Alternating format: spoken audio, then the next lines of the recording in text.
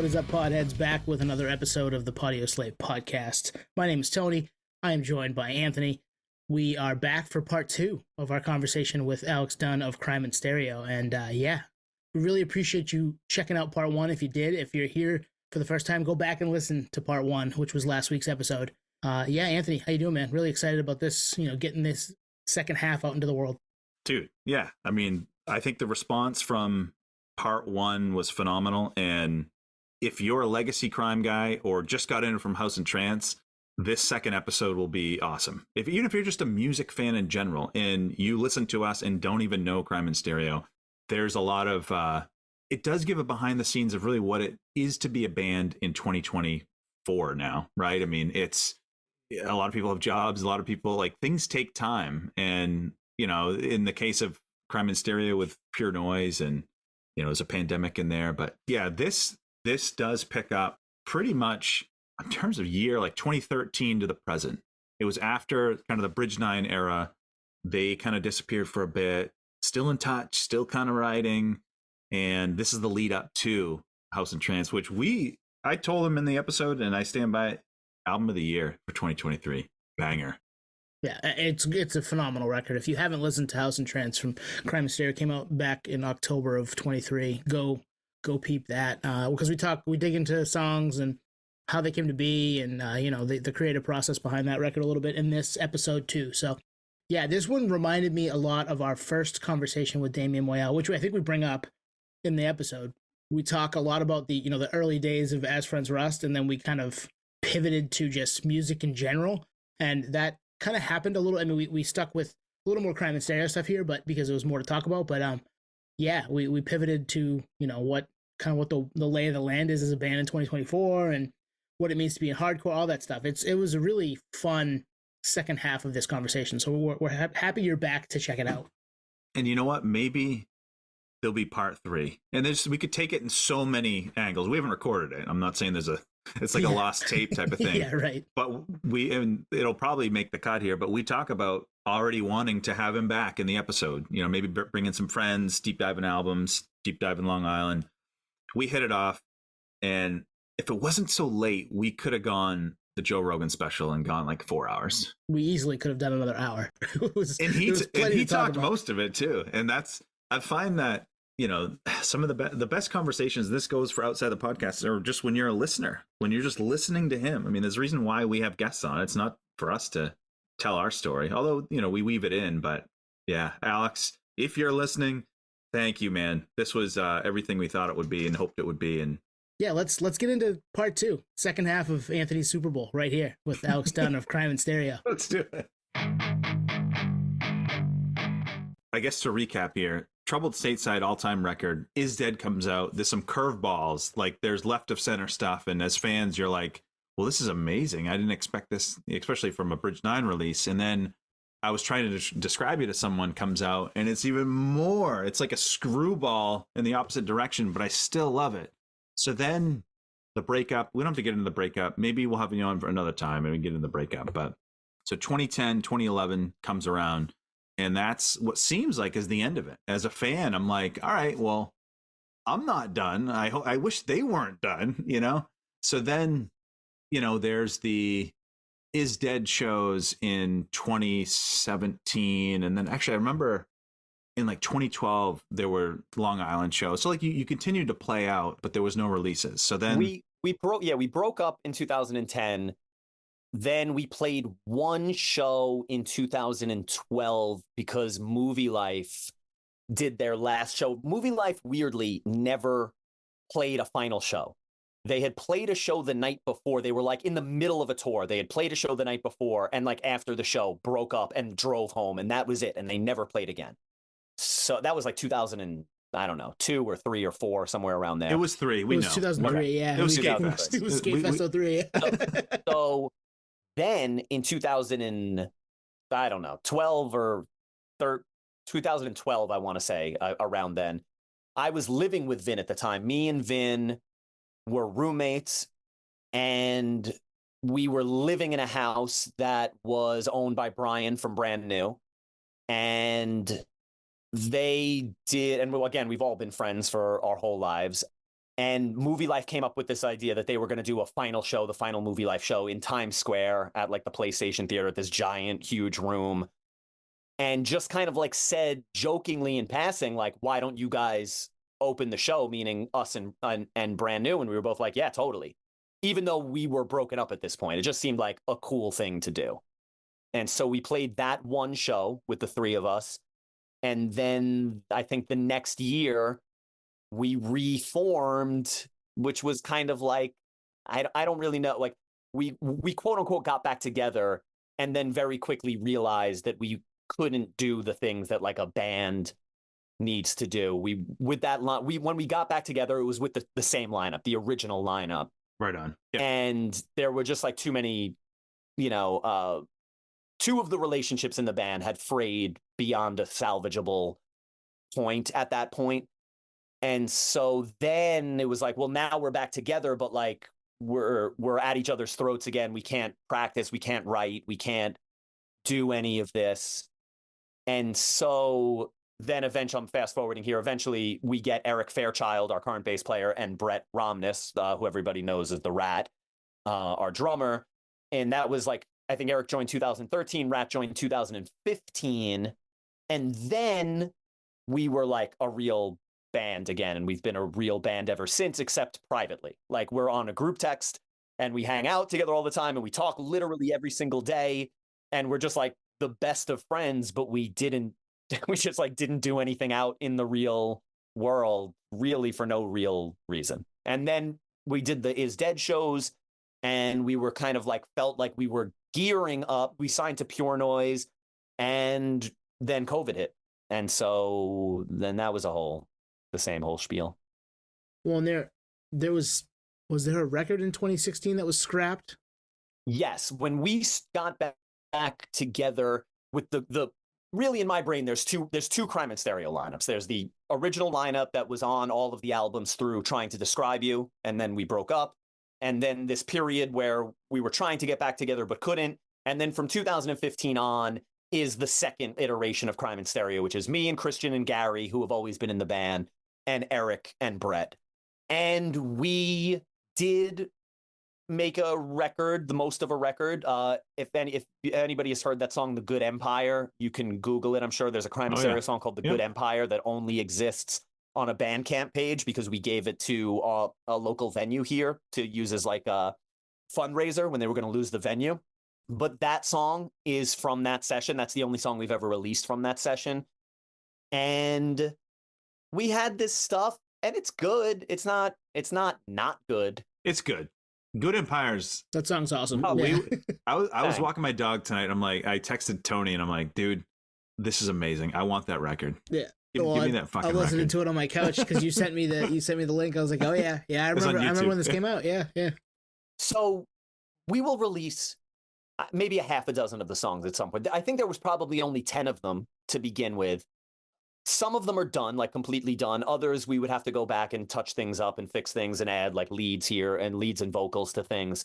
I would say there's probably 6 or 7 songs we could release some day, except like now the problem is that like now that we kind of are like back in it and we have momentum going, we don't want to go backwards. So if we hit a lull, really more than anything, maybe what I would like to do is like, it's like if we can get another record done and maybe Pure Noise is like, great, this is coming out in 2 years or whatever, it's like, great. Then in the meantime, let's release this other thing that we have. But I don't want to go backwards, but the songs are good. I would be happy to release them someday. We didn't put it out just because we knew we could do better. And honestly, like there was no reason to, This House Trance is the album that we wanted. And I have to believe, I like to believe that it's the album that our fans wanted. I truly believe that if you could hold both of them in your hands right now, you would be like, and you had to choose one, everybody would say, no, House Trance is the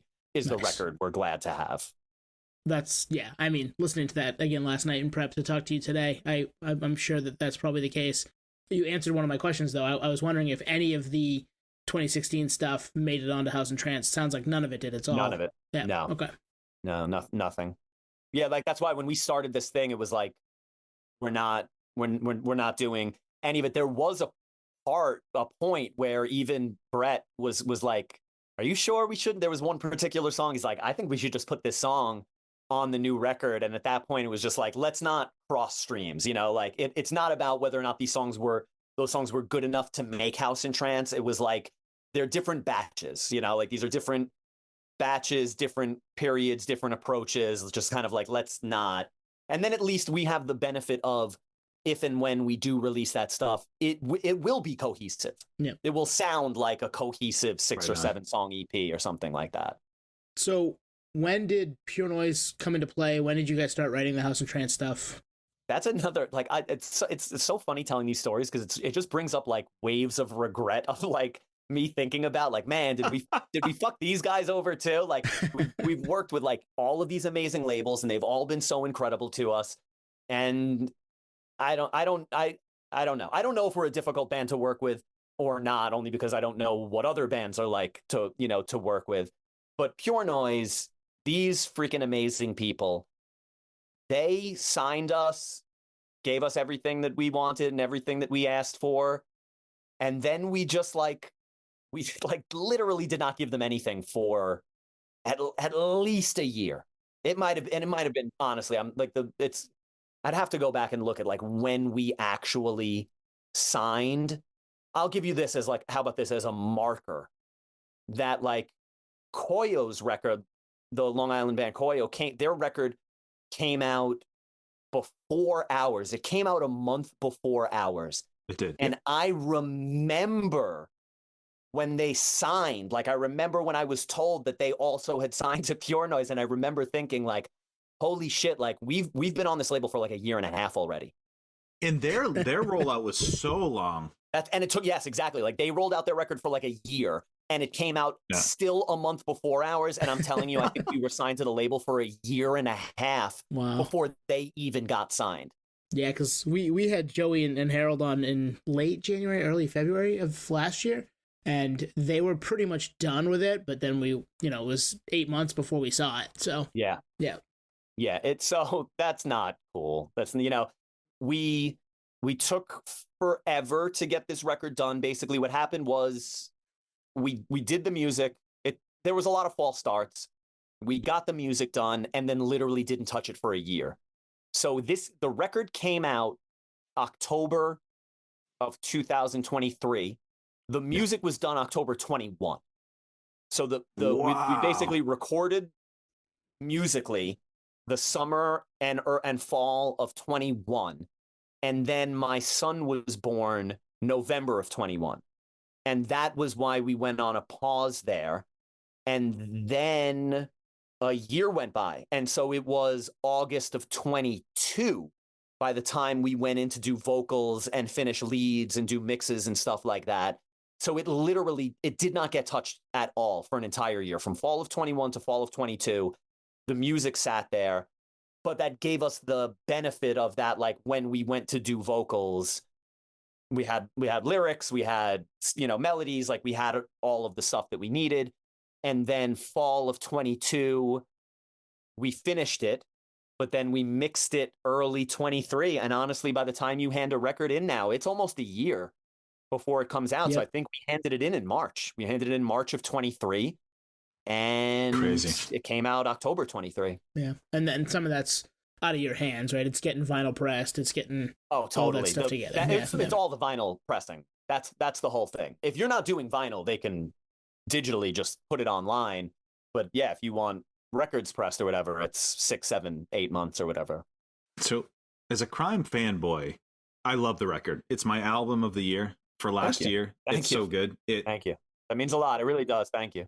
Yeah, and like in a crazy way, it fits so perfect in the catalog. Like every release, this is how I view it. I'd love to hear your perspective, but like every release had to happen in order to get here. Like we were talking, Tony and I were talking about it. Like if you put Explosives against House and Trance, you'd be like, what the fuck happened in 20 years? But you have the the stair steps. I did say that last night, I think. Actually. Yes, you did.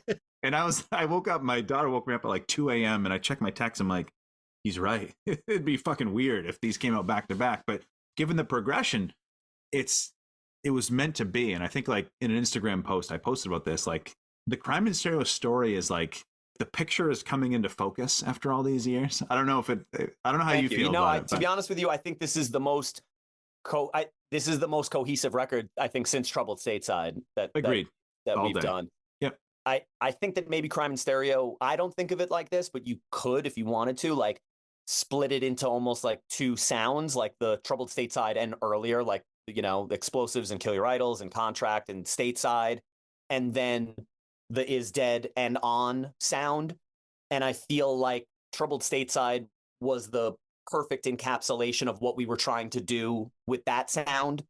And I feel like House and Trance is the perfect encapsulation of like what we've been trying to do since. Well, you know how I know I liked it is the night Hypernormalization and Books Cannot Be Killed by Fire came out. It was late night. I was in bed. I had headphones on. I'm alone. I'm like, what the fuck is this? You know, it was literally like that. And then the follow-up single release was Goliathat and Rogue Wave. And Goliathat has, I mean, you're noodling on the guitar. I'm like, what the fuck is this? And then I digest it for a couple months and I'm like, I'm in. This is my favorite release of the year. Thank you.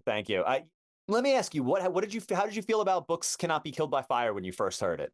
I'm asking this as somebody who I'm not sure that should have been one of the first singles released. And so I'm asking your opinion as a fan, how that hit you. It was definitely what the fuck. And actually that was my favorite of the two. And then my roommate back in college, who we were fanboys of Troubled Stateside in that era, he liked Hypernormalization. I was like, I like Books because Books has the hook. That was exactly I was gonna say the same thing. Hook of all ages. And then the ding ding ding ding ding when to start out, I'm like, it's dancey. Cool. Yeah. But It was what the fuck. I mean, I'm not gonna lie. It was like, what the fuck is going on? Like, that is the experience of being in Crime in Stereo. It's not terribly pleasant. It's fine. That people seem to always come around on our stuff. But we would love, you know, if there was ever just like a thing that we put out where it was like hit the ground running, like, you know, where everybody's super into it from the get-go, because every single one of our releases we get what the fuck for like 6 months. That is from our perspective, that's kind of what it seems like. And then later everybody's like, oh my God, blah, blah, blah. And it's great to hear after the fact, but we've never had, and including the Troubled Stateside, we've never had a record where we put it out and everyone went, holy shit, this is the album. You got to hear this. I can't believe it. It really is more like, I don't know if trepidation's the right word, but just kind of like, I think it takes people a minute to have it grow on them or something. Well, it absolutely does. And a question for you, because we've kind of chronicled it in this conversation from start to now. You've always done something a little different on every release. Like, it isn't, hey, here's Troubled Stateside Part 2. Here's Is Dead Part 2. My assumption is we're not going to get House and Trance Part 2 when you put the next record out. If you did that, do you think people would just be like, yep, there it is. I'm jumping in on it because it's familiar versus I've got to think it. I got to, digest this, live with it for a little bit before it hits me. I don't know how to assess what other people want musically. It's not something that we've ever considered. And I don't think that there is any way to, because it's like, if you're like me, and I'm sure you guys are, and I'm sure most of, your friends and peers are as well, it's like, even if you're like a 40-year-old, quote unquote, like hardcore kid or hardcore guy or whatever, it's like, it's hardly like that's all you listen to. Right. Everybody has such a wide range and taste and palette of music. But what is also the case is that you don't want everything from everyone. You know what I'm saying? So like, you might be somebody that loves dancey indie rock, but then if the new Hot Water Music record sounds like Block Party, you're going to be like, hey, I didn't, right. I don't know that I needed this from you guys or whatever. And so both things are true at once. That I think that there is probably a lot of our fans that are hardcore minded people that listen to a zillion other things, but maybe they still want us to, I don't know, do super fast stuff. I still love that stuff. To be honest with you, the reason that we don't play at breakneck BPMs anymore. I mean, first of all, Explosives was recorded before click tracks, before people were doing click tracks in studios. Yeah. So that record is literally Feel. Like Scotty is playing at just insane. I mean, the pace of that record is insane, but he's literally just playing by feel, and we're just tracking to the drums. Like there is no tempo maps on that album at all. And I'm actually going to go out on a limb and say I don't think there is on Stateside either. I don't think. I think. Right I think on. Wow. Is Dead is the first record where we had click tracks and like tempo mapping and things like that. I think both of those records were just played to feel. Anyway, my problem with that speed is it is extremely I don't want to get too inside baseball here, but like as a musician and a player, like I love guitars more than anything. I love playing guitars. You can see, like, you know, I love guitar pedals and tones and sounds and all those things. I'm a huge nerd for that stuff and always have been. Playing at like 200 BPMs is incredibly limiting. There's only certain styles of riff that you can play. Like, yeah, you can write any chord progression or whatever, but it's like you're really locked in to a very kind of limited palette of riffs. You're locked into an even more limited palette of sonic, you know, sounds, of like, you know, your template of your palette of sounds and like, you know, what you can do sonically. And drums especially, like I fucking love drums. I love drum beats. Like a lot of, you know, what I do is just like geek out over trying to find sick drum beats. Like I love that shit. And it's the same thing. If you're playing at 200 BPMs, there's 3 beats, you know, there's the super fast hardcore beat, and there's like the 2-step breakdown, and then there's like the, you know, the big halftime breakdown, and that's it. And I think after Troubled Stateside, we hit a point where I was like, I don't know that I have any more ideas for this. Like we did that for a while. You know, we had two demos, the Kill Your Idols split, 2 full-length records, and an EP, and all of the stuff that was recorded for like the Capitol split that became all the stuff that went on Selective Wreckage. Yeah, that's right. It's over 3 albums worth of stuff. And I just like hit a point where I was like, I don't know that I have any more ideas if we're going to be like limited in this fashion. I'm sure there's a million people listening to this rolling their eyes saying that's total horseshit because of all of the amazing punk and hardcore bands that still play at those speeds and still figure out awesome new ways of doing awesome shit. But for me personally, which is all I can speak to, I kind of felt like I was a little bit tapped on ideas. I'm like a big, I don't know, I write songs kind of conceptually, where like I like to have an idea. For example, like in Books Cannot Be Killed by Fire, I had the idea for that bass line, and then I wrote the bass line to that idea, to like what I was hearing in my head. It was the same thing with Rogue Wave, that I was like, I want to have a bass line that's playing super, super fast, and then we'll bring in like a hi-hat kind of indie dancey drum beat over it, and there will be some kind of incongruity to that. And that's kind of how I like to write songs, is like coming up with an idea and then trying to figure it out. And that was just how I felt at the time. I felt like I was kind of out of ideas if we were going to play it at 210 BPMs. I think also, not for nothing, but like, I also think that like eventually when you keep playing that stuff, where a lot of bands go is the like Wilhelm scream propaganda, you know, like super, it's like, we got to work more shit in and we got to do cooler shit and we have to come all up day with long ideas, but you're doing it at such an insane speed. And I love those bands. It just like, that was never going to be what that was never going to be what we did. And I remember thinking that it's like, if you don't go that way, almost like where do I take this? Well, speaking as someone obviously on the outside of it and listening to the music over the course of 18 years for me, 17 years for me, getting something new, having it change, having it challenge me, I want that all day. So keep up Awesome. that. Keep up that stuff, because I love that shit. Thank you. Yeah, Skells, like, listen, you know, Skells is like another song where it's like somebody easily could be like, this is a cool song, but it's not a Crime in Stereo song. But like to us, that is what Crime in Stereo is. I would agree. I agree with that. An argument that like I see this now. I try to spend as little time online as possible and almost no time ever on social media. But I like reading, about bands and checking out the music websites and all these things. And so a lot of this stuff, bleeds through.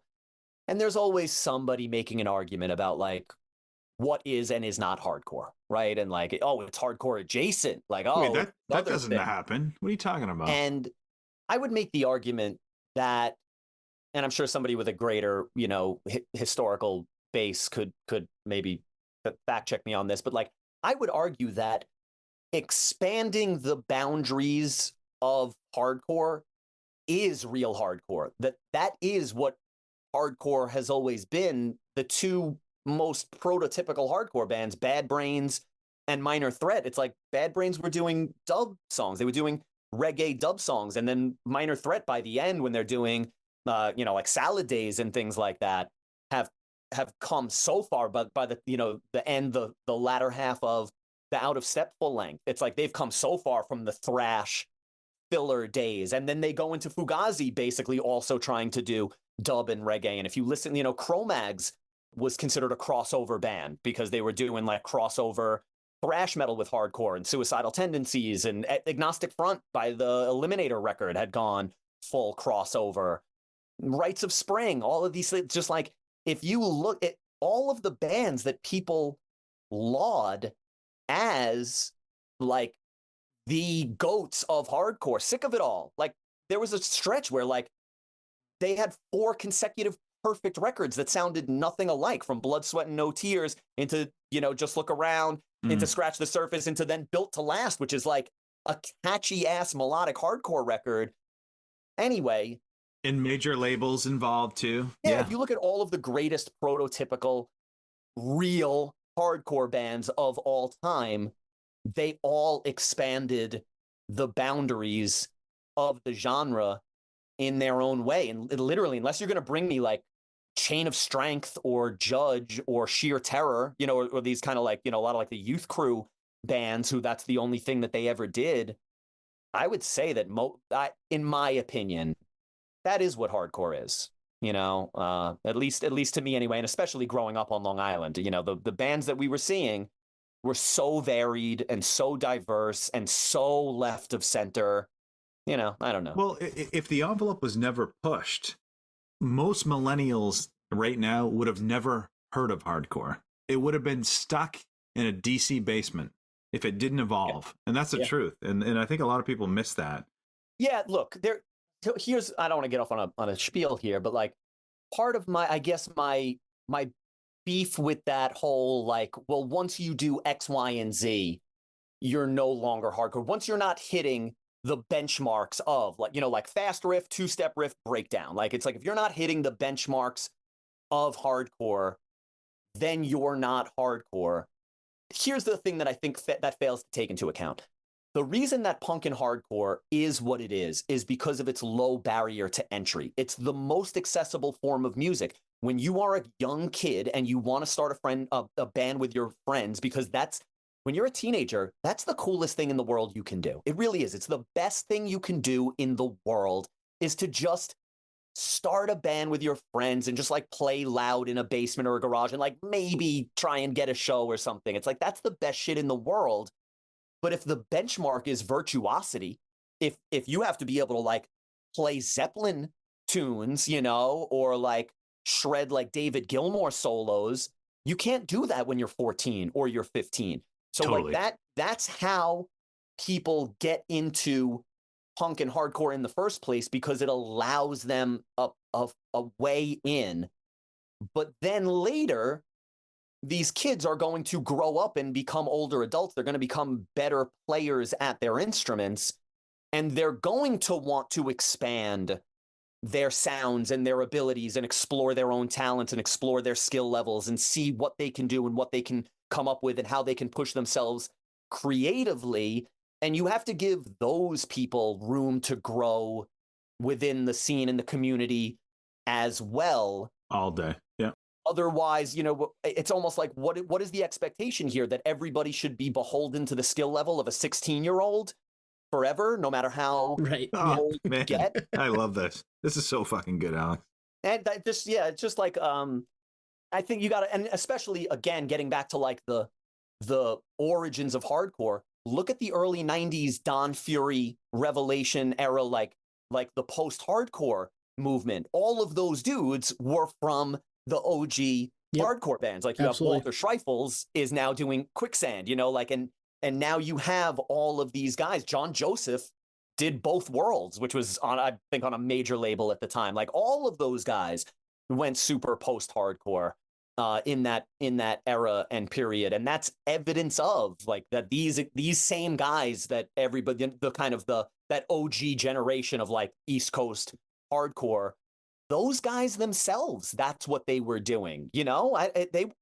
Maybe I'm mistaken, but at the time, it didn't even seem like those guys themselves had this attitude of that, like every band has to sound like Madball, and if you don't sound like Madball, you're not hardcore, because they were all themselves doing all of these other things. Like Murphy's Law was doing like 20-minute saxophone solos, and Yeah. like. Well, I think we've talked about this on this podcast a few times, actually, and it's very interesting. Like most bands don't stay together for 20 years, so there's not like a huge sample of bands that started when they were 16 all the way to present. And we use like Incubus. We're big new metal kids from the late 90s.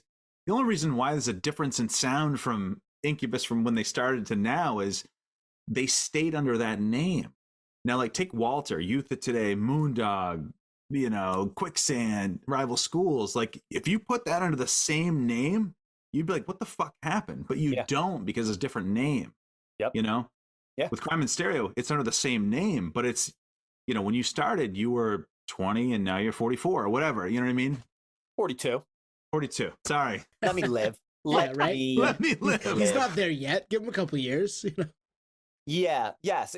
Exactly. But also, look, this kind of speaks to maybe a bigger issue with the internet, which is something I think about all the time, of just like how much of the internet is kids, is like, it's like everybody is, I think about this a lot. Constantly talks about the toxicity of the internet and like what a vile place it is, especially on social media. And I just think to myself, like, how much of this really is just anonymous 15-year-olds just driving up the toxicity level for everybody else? And that's why the same thing about like what is and is not real hardcore. As I'm even saying this out loud, there's like a voice in the back of my head that's like, is that something that real actual adults, lifelong hardcore adults are saying? Or is that like 16-year-olds who have just gotten into the scene last year? That's the argument that every 16-year-old, cohort has, because that's just like where you are at that period in your life. So maybe I'm even kind of calling bullshit on myself a little bit here, in that I doubt that people that are my contemporaries are even saying things like that. I would hope that they're not.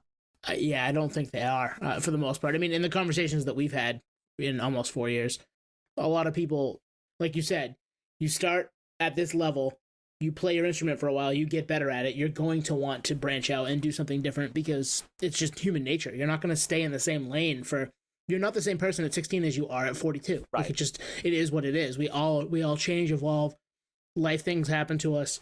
You have kids, you grow up, you become mature, you want to do something different. Like, you're not going to stay in the same lane at 16. God forbid anybody stay there. At 16, there's a reason that we leave that stuff behind. Even though we romanticize it, we leave that stuff behind. There's a reason. Yeah. The only time I think it's bullshit is when somebody is like, oh, I was only into hardcore when I was like in 10th grade, and that's like, like that's bullshit for kids, and then like obviously then I grew out of it. Like that's bullshit. Everybody that I know that's grew up and had a life in the hardcore scene would credit it with giving it all of many of the most amazing aspects of their life. But again, as long as there's just like room for everybody to grow and still kind of be within the scene, that's why, like, I get it when if somebody says like, what kind of band are you? And we're like, we're a hardcore band, and then somebody might roll their eyes, but it's like, I just don't know what else to say. Like, I've been a hardcore kid since I was 13 years old. it's the only place we've ever existed. It's the only bands we've ever played with. It's like, it's really everything that we've ever known. And honestly, like, even if we came out with the next record and it was a piano album that sounded like Coldplay, I wouldn't know what else to say other than to be like, yeah, like we're a hardcore band who, plays music that doesn't fit the traditional, mold of hardcore, and that's fine. Well, to kind of bring us back a little bit, like, this conversation stemmed, I think, from Skells and how it is a creative advancement for you guys, and it's actually, honestly, Alex, it's the way I thought when I heard Almost Ghostless off Is Dead. I thought that this is digging deep into my memory banks. When I first heard that, I was like, this song would be great in an Apple commercial. Like, you know what I mean? It's like, which is a far cry from the Explosives era. But like, I guess to land the plane here, this is the record, House and Trance, the record that I would want from you guys. Because if you dialed it back to the Explosives era or tried to recreate the Kill Your Idol split, it'd be like, this feels forced. You know what I mean? Like the cadence of delivery might feel forced, or, you know what I mean? Like, and even the lyrics, like, what are you going to crash the planet into the sun? Like, saying that without the compassion that it deserves might be forced. So it all makes sense. Thank you. Yeah. It's never a good, artistically, look, I'm like rolling my eyes at myself, like saying things like this, like putting aside the like low grade pretentiousness of referring to your punk band as art. Like, this is my artistic medium and outlet. For everybody in the band, it is, like, this is our artistic outlet and form of expression.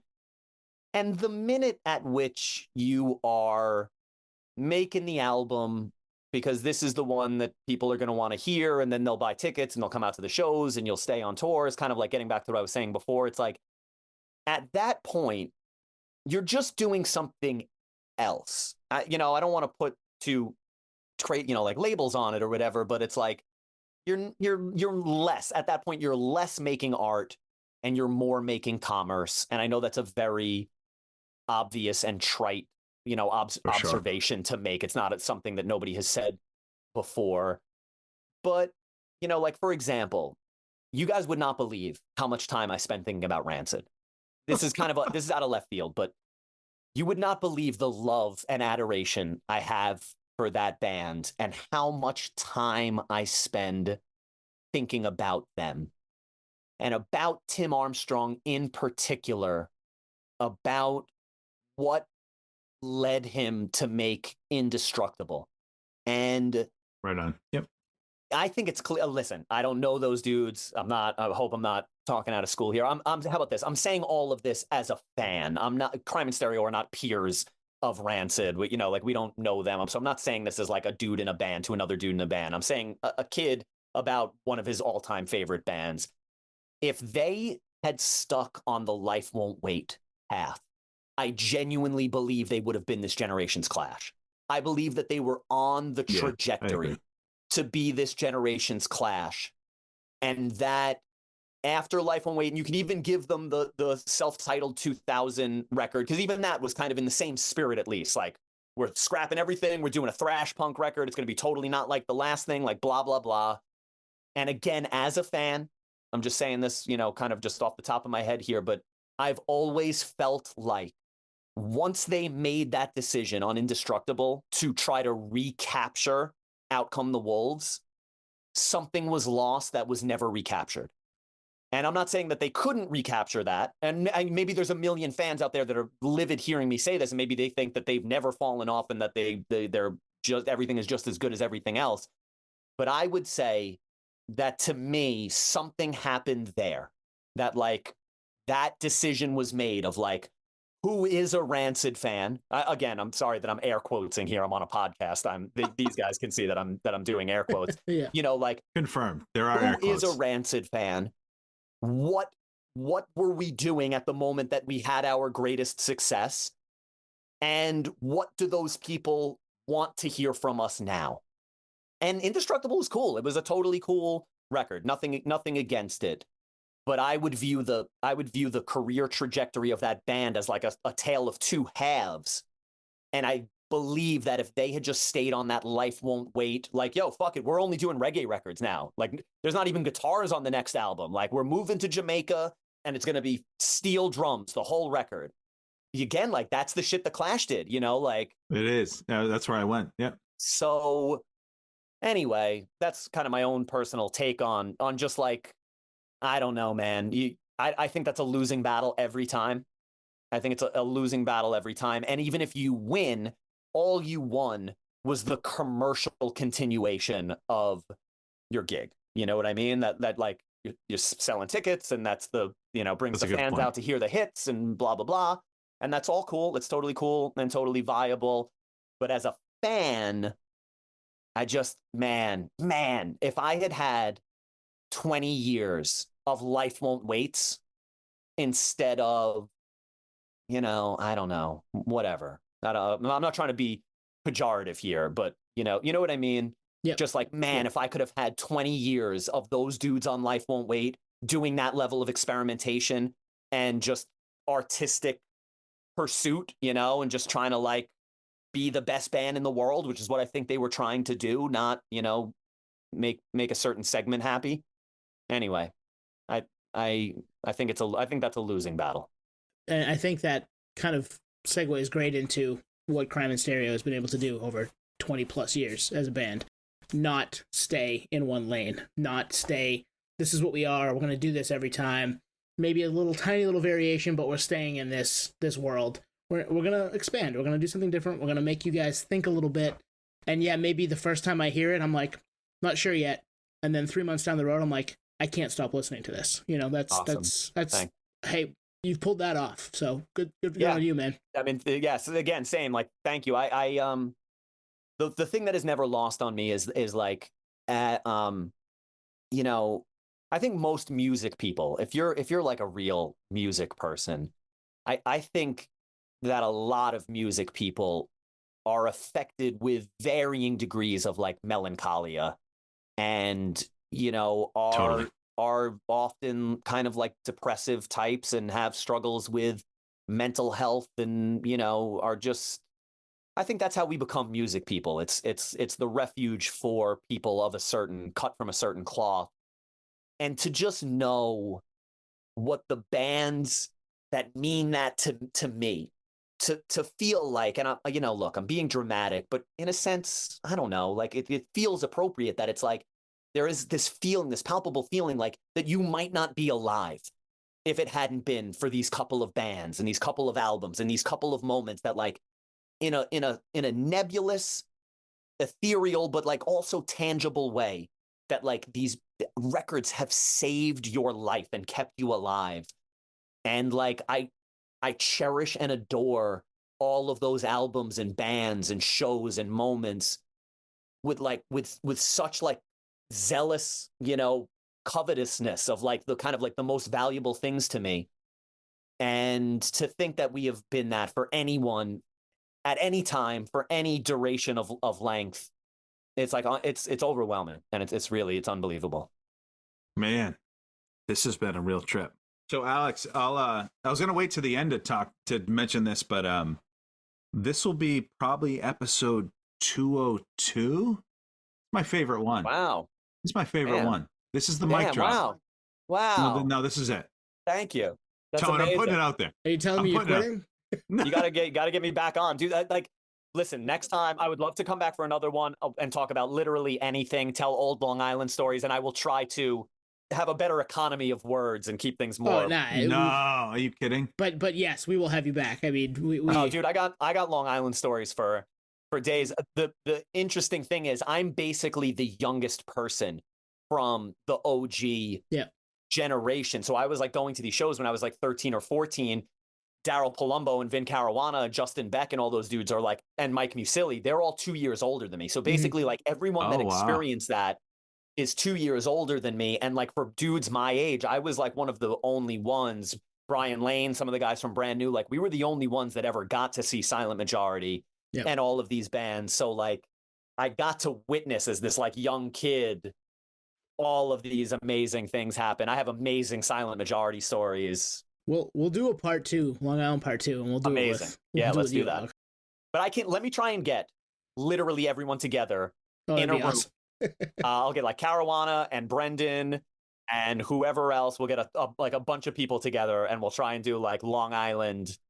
We'll toss a prompt and let you guys fucking go.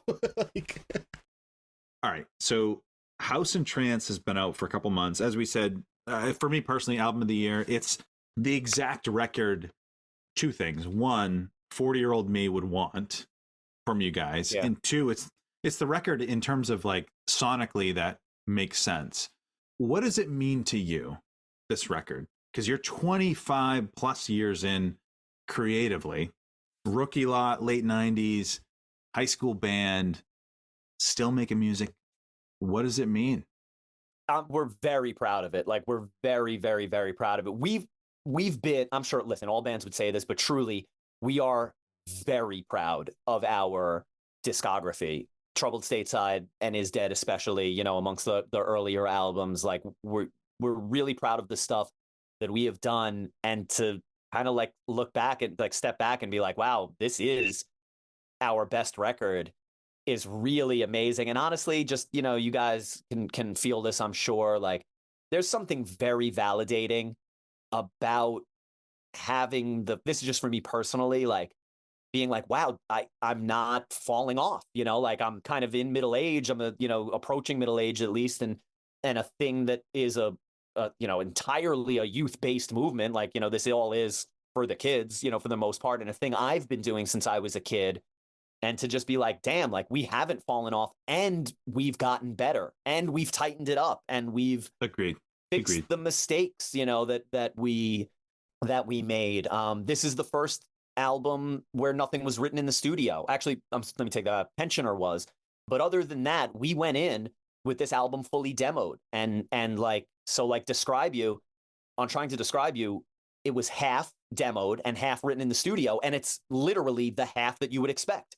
All of the really good, cohesive, well-written songs on that album are the ones we went in with, and all of these weird experimental Republica. I'll things, call it like Republica. things that go all over the place. Republica was written in the studio. The ones that were Drug Wolf, I Am Everything I Am Not, I Cannot Answer You Tonight, Type 1, and Not Dead are the ones we went in with, and everything else was written Confirmed. Yep. Yeah. And so like going into this, it was like, well, let's not do that. Like with each kind of thing that you get to do, you get to learn some lessons and then hopefully apply them in the future. And as again, I'm sure anybody that's in their 30s or 40s would tell you, you wish that you had a better hit rate on the thing, on applying lessons, like things Always. that you know full well and that you have learned, but yet you do not apply in your life. And so to kind of feel like, wow, we actually did, improve upon the things that we wanted to do and everything. It's very gratifying. It's amazing. Honestly, listen, dude, if you're 40 and you're in a band and anybody cares, like truly, if you are a guy in their 40s and anybody cares about your band, you're so lucky. Yeah, that's gravy, Oh yeah, dude. That's a great thought to have. And I'm heard glad. I'll leave you guys on this. I saw an interview with Josh Homme once, and he was quoting someone else, and I wish I could remember who he was quoting. But what he said is, if you expect anything from music, you expect too much. Yes. This is a thing. I like that. I love that. You do. I fucking love that. Yeah, because you do it because you love it. You do it literally because you have to. If I wasn't on, you could see, you guys could see the room that I'm sitting in. It's like, if I wasn't on with this interview right now, I would just be sitting here playing guitar. That's what I would be doing. Like, these are the things we do because we have to. And if you get anything out of it, man, you're one in a billion. So Anthony, we've delayed the next Crime in Stereo record because he's not noodling on guitar right now. So we apologize to all the fans out there. Well, hey, because this is going to be a two-parter. I don't know where we're going to split it. This is going to be a two-parter. I will even tell you this. I was holding my guitar when this started, and then I remembered, like, oh, this is a podcast, and you can't be, like, strumming your guitar in the background the entire time, and I put it down. Next time. Although we tried that with we did Greg. try that once with Greg, from Zebrahead, but it didn't work out. All right, let's go lightning round. I'm stoked. Lightning round. So these are truly yes or no questions, and there's no pressure to answer. Okay. One, no pressure to answer. and there's no pressure to elaborate. However, if you want to cook. Okay. First question. Do you still hate the small skeletal music video? Damn. Let me elaborate on this. This unfortunately is a non-lightning round topic. And you can plead the fifth too. I don't want to plead the fifth. That comment is the single greatest regret I have in the history of doing this band. Wow. Okay. I'm going to say it's probably the only thing that I regret. I think about it all the time, and I will say I don't want to offer like too much of a defense here. I never thought that was a thing that was going to be printed. The only reason that happened was I was doing an interview with Alternative Press. Yeah, that's a little shady. If you didn't know that was going to be printed, that's a little shady. Not that I was never misled. What had happened was, if you guys remember what Alternative Press was like, and we had done things with Alternative Press before, the way that it was always done is that you have a conversation with the person writing the article, and then they write an article and they take a couple of choice quotes from the interview and pepper it throughout the article. And so, like, even though you're on the phone with this person for 30 minutes or whatever, there winds up being 2 sentences in the write-up. And that's what Alternative Press was like back then. And we had done stuff with them, and that's what it was like. And what happened here was we were interviewed by a dude who I love and adore and were friends with, who was a writer at the time for Alternative Press and was a big Crime and Stereo fan. And because I was friends with this dude, I really was just kind of like talking off the cuff. You know what I mean? I was just like saying you whatever, could tell. Just kind of being honest. Tell. And I was mortified when they then ran the interview in its entirety. And that's what happened. They didn't take any of these things and like pepper them through an article. It was just printed like as like a straight up interview, questions and answers. And the thing that he's referencing, for anyone listening to the podcast that doesn't know, was there was an interview, whatever, many, many years ago at this point now, where I just said in this interview in Alternative Press that I thought that the video sucked, which I was not at the time considering it to be a shot at the video director. But of course, how could it not be? You know, right, how could you not take it like that? And it's not about what my opinions or thoughts were on the video. It's that what a shitty thing to do, to impugn another artist publicly, that somebody is out here doing their best and making their art and doing their thing and working with you and working with your band and trying to make a good, visual representation for your song, and like to just be out there doing their thing, sincerely and well, and then just have somebody like kind of come and do like a drive-by shooting on like really like some petulant bullshit. It was like a really like petulant, bitchy thing to have said. And I have always felt terrible about that. And I will tell you this, that I took the greatest lesson that I've ever learned from that event, which was this. After that happened, I called the video director, Joseph Patasol, who still does stuff in DC, and his stuff is awesome. Go check it out. But I called him to apologize after that, and was like, hey, man, I'm really sorry. And what he told me has stuck with me forever. And what he said was, hey, man, listen, if you feel that way, that's fine. But your band is your band, and you have control over it. And you were involved in this process. You saw the treatment for the video. You were there at the video shoot. You participated in all of these things, and you had full agency at every moment to step forward and make your wishes known about what you wanted and didn't want to happen with your art. And to say nothing and then take like a pot shot after the fact is fucked up, and he was honestly, he was super magnanimous about it. He was amazing and was far more gracious, showed me far more grace than I deserved in that moment. But I have never forgotten that lesson, which is like, hey, this is your shit. And if you're going to put your name on it, then you take responsibility for it. Like you speak up, and which is kind of whatever. You have the opportunity to speak up. You have the opportunity to take agency over your art. And if you don't, it is no one's fault ultimately but your own. You don't get to try to pass the buck on to other people. So I'm sorry for obliterating like Lightning round, baby. I couldn't lightning round answer that one. Well, no, I mean, I always say in this podcast, context is king. I mean, you guys are in your, this is his dad's, this is 06, 07. Like, yeah, you're young, I was probably 26 years old at the time. And again, I'm not trying, it never should have been said, and I feel terrible about it, and it's no one's fault but my own.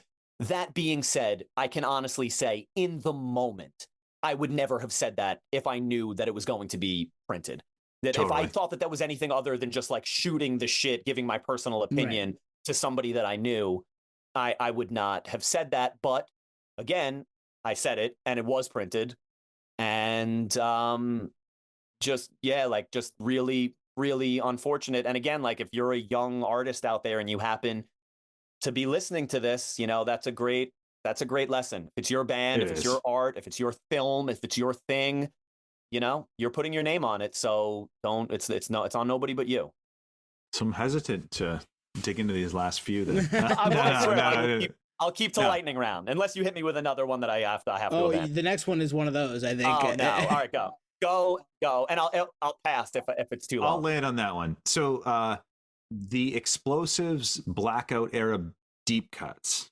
I think there's a couple still out there. Will those ever come out? I'm gonna dispute that there's anything from that era out there. There is a cassette demo that I do not have a copy of, but there was so few of these existed. We played CB's once, and we made a cassette live at CBGB's demo. That was all of the songs that we were playing at the time, and I believe every single one of them was scrapped by the time we made Explosives. Right on. And so I think that live at CBGB's demo is the only copy anywhere of anything that wasn't eventually released somewhere. Right on. Next one. And this is this is coming from someone who has lived these lyrics for 20 years. Did you write the lyrics to Play It Loud Fuckers? Yeah. Oh, dude. Insane. I just like that. It sounds crazy to say, but like that, you know, you say like that change, you know, we talked about this earlier, like that changed my life, whatever. Like that's, I still feel that way. Like I want my kids, Natalie, lock yourself in a room, like go listen to Frozen, let it go, like soak it in, like live every lyric, live every word. Like I still feel that. Thank you. I actually still remember writing that song. Like I can picture in my head writing the lyrics to that song. And that goes to show that like you need magic to make great, you know, music. If you're talented, you'll always make good stuff. If you're good at what you do, you'll always make good stuff. But the difference between good and great is that intangible magic quality. And I'm not going to get into like the specifics of it, but like that song was literally written the night after this super dramatic event in my life that was like a big deal to me at the time. And I wrote that song the very next day. And I think that just kind of goes to show that like, yeah, it does take some magic that can't be manufactured. Crazy. I man, it still hits me. Like I feel like I'm going to tear up here. Maybe it's the IPAs talking. Last question, and you can plead the fifth. Okay. And actually so Alex, did you read the email that we sent you guys? I don't believe so. All right, so it was based on the lyrics to this song. I put in the same structure. I geeked out. Do you regret For X's coming out off Troubled Stateside? In what sense? Well, I know there was some regret, and that was the lyrics to 4X's off Selective Wreckage were in response to some of the fallout. So, like, again, I mean, we're talking about shit that happened 18 years ago. Like, do you regret that shit? There was no. So again, they're on. It's like another thing. It's like there really was no like fallout from that. It's just something I felt bad about. You know, it's like being a young punk rocker and you're like full of piss and vinegar and like, you know, you're like thumbing your nose at the world and all of this stuff. But when you're that young, what you kind of don't see is that like everyone in your life is somebody close to you. You know, it's like your parents and your siblings and your like best friends and, you know, coworkers. And people like that. And so like, even when you're like, you think you're like, like I'm gonna, do a takedown of this, this, like, fuck this person or whatever. It's like, these are real people. Like, like they're real people with real feelings in your life. And like, your fucking dumb song is not worth, I don't know, like hurting somebody's feelings over, and I hope that I didn't do that. That was always like my concern with that. Yeah, it's just like, don't it kind of gets back into the same kind of conversation about, the thing about the line about the video or whatever. It's just like, don't do that. Don't cause more harm, especially it's like, if you're in like the punk and hardcore community and things, it's like, look at the real harm that's caused in the world. Like, look at some of the true real ills and evils of the world. And again, this is probably maybe a lesson for the younger kids in bands out there or whatever, but it's like, no matter how upset you are at like a friend or an ex, or you the friend that stabbed you in the back, or whatever, like the kind of hardcore prototypical like lyric du jour kind of fodder, you're better off putting that animosity towards people that deserve it, things that really deserve it. And I think a lot of times, if you write something, if it's vague, if it's like extremely vague, then whatever. It's like, if you're going to write with some degree of specificity, I'll just say, man, like, you might feel bad about that shit 20 years later, still. Totally. Yeah. It's not. And you know what, Alex, we've adopted that with this podcast. And I know that absolutely, like, that question, it actually comes from a place of like genuineness. It's not a gotcha. It's more of curiosity. And we've adopted that throughout the life of this pod. Like, before we start with every artist, every label owner, it's like, what's off limits? You know what I mean? Yeah. Like, and hey, when we wrap up, let us know if there's anything you want to cut. Like, well, that, and we've had friends that we were close with that have disappeared and over the course of the pod and come back into the world too.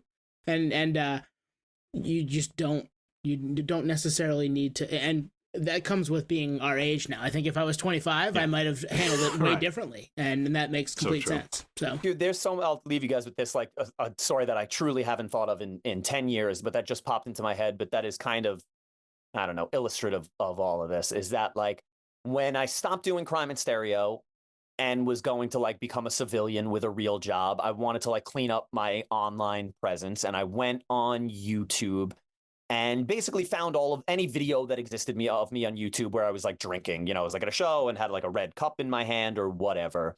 And a lot of them really were interviews. They were like video interviews where it was like in the alley, after we played or whatever, and I'm like holding a beer.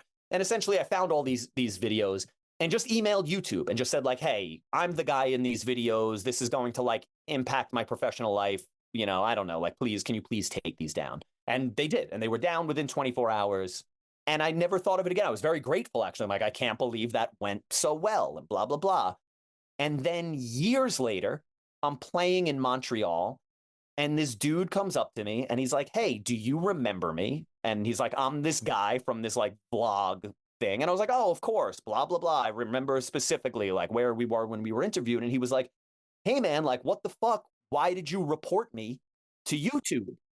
And I was like, what? And I had no idea what he was talking about. And then he had to explain it to me. And then I realized what was happening. And I explained to him that I was like, no, like, dude, you were one of like 15 links. And I didn't say anything specific about you. I just said, please take these down, whatever. But it turned out that got some like notice, on his like YouTube channel from YouTube for whatever reason. And it impacted him in some way. And he was still pissed about it years later. And this was a thing that I never thought twice about and never had any idea had ever happened. And I guess I say that to say, like, there are just things you'll look back on and just be like, maybe it's minor. It's maybe super minor and super petty, but you'll just look at it as like, oh man, like, I ruined that guy's day, or I hurt that person's feelings, or like, that guy forever thinks I'm a dickhead. Like, I'm never going to see them again. But in his mind, he's going to remember that one day I was a dickhead, and his opinion of me forever will be like, that guy's a fucking dick. And I you're never going to feel good about those things, I think. Well, hey, we appreciate you digging into that. And I'm looking at the clock. We've gone for 2 hours, 20 minutes. Damn, I am sorry. No, Podcast no, listeners, no. I am sorry. Alex, this was This is awesome. before we started with you. We had a production meeting. We said, hey, this can go one of two ways. Either Alex is going to continue with the cryptic nature of Crime and Stereo, or he's going to be down to clown, and you were down to clown. So yeah, man. I'm going to leave you with this. As a 2024, as a 21-year Crime and Stereo fan, I think I have the biggest Discogs vinyl collection out there. As we've established, I've listened to Crime and Stereo the most in the history of anyone in the world. I am the biggest Crime and Stereo fan that I've ever been in 2024. Thank you so much. I really like it. I'm really like tearing up. It's amazing. It's amazing to hear. Thank you. Honestly, I don't know what to say other than like truly like thank you. It means the world to me. It means the world to everyone in my band. I can tell you, it's it's amazing. All right, can I mic drop on you? I'm gonna mic drop on this. My dad will turn 69 this year. He has seen Crime and Stereo 4 times in the last 5 years. He came out with me to the West Coast run. What? At San Diego, LA, the Chain Reaction. Yep. And then he came down with me to the H2O gig. Get out with the Monarch? With the Monarch. Oh, yeah, I didn't know. Dude, amazing. That's amazing. I think this will be episodes 202 to the 203, whatever it is. In the history of the pod, we've had 2 people go double episodes. And it's not the only reason why is because we're cooking and we love the content. One was Damien Moyal of Eyes Friends Russ, greatest lyricist in hardcore history. So good. Wow. All right, man. Listen, I'm saying that off the top of my head. We were meant to be then. No. It might not be the definitive answer, but like he is on the short fucking list. Like hell yeah, dude. I mean, top 3 to 5 at the most, and most likely 3. He is in the conversation for greatest lyricist in hardcore history. Let me say this: top 5 dead or alive. How about that? Yeah. Yeah. So we had him, and then Phil Lipscomb of Taproot, new metal band from the late 90s, early 2000s. Hit it off with him. Phenomenal. Oh, yeah. Great combos. So you're in like elite company. Amazing. But we're gonna get you out of here because I think this is amazing. I had a blast. I can't wait to come back. So hey, yeah, we love this, man. We absolutely love this. This is everything we thought it would be. Yeah. What do you got? Close us out. Knowing you, Anthony, for as long as I've known you, and knowing your love for the band Crime and Stereo, and it got me into the band, I'm so happy that we were able to connect with you, Alex, and be able to have this conversation, and you know, have one down the road too, because I think we keep it going. We got to meet up in person. I would love to hang. And honestly, like I cannot wait. I really want to do another one because this one has jogged 100 stories loose in my head, and now I want to come back and tell a million more stories. Save it for us. Save it for us. I will. I will. We're in. Thanks, Alex. Thank you. Later. Thank you for listening to Podioslave. We are at Podioslave on Twitter, Instagram, TikTok, all of the places that you can find us on social media. Facebook, Podioslave Podcast. YouTube, Podioslave Podcast there. Email us at podioslavepodcast@gmail.com. And hey, if you want to become a supporter, click on the link at the bottom of the episode and give us $1, give us $5. It keeps the lights on, keeps us going. We really appreciate that stuff. Thank you.